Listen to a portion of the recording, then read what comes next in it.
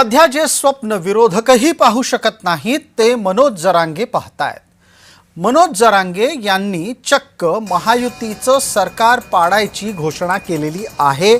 288 मध्ये 237 मतदार ज्या सरकारकडे आहेत ते सरकार आपण पाडणार असं मनोज जरांगे म्हणतात।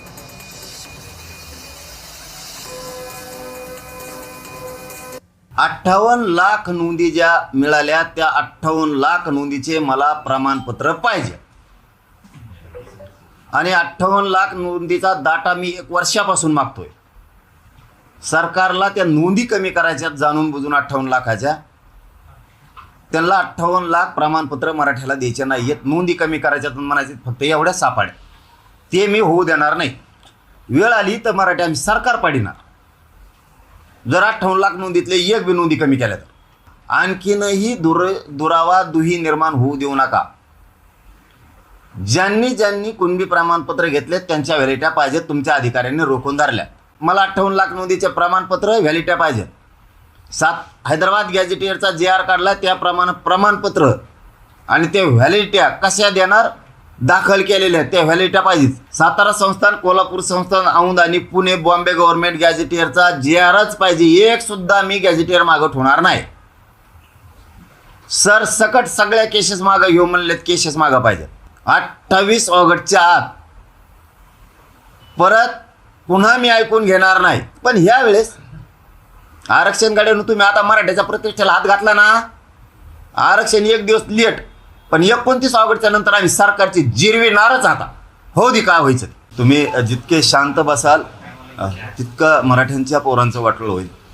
आक्रमक व्हायचं शिका, रस्त्यावर येऊन मागायचं शिका, जिथं जिथं अन्याय झालाय तिथं तिथं जाऊन आवाज उठवायचं मराठ्यांच्या पोरांनी आणि मराठा समाजाने शिकलं पाहिजे।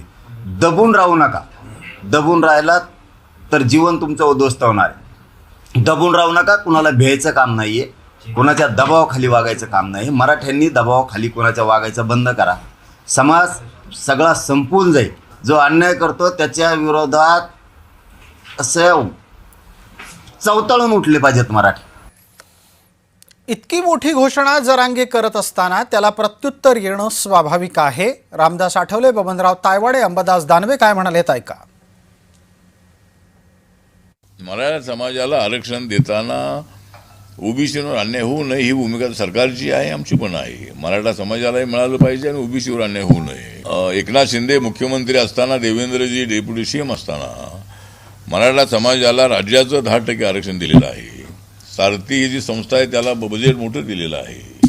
त्या मुलांसाठी हॉस्टेलची स्कीम त्यामध्ये आहे, ओव्हरसीज स्कॉलरशिपची स्कीम आहे आणि स्किल ट्रेनिंगची स्कीम आहे।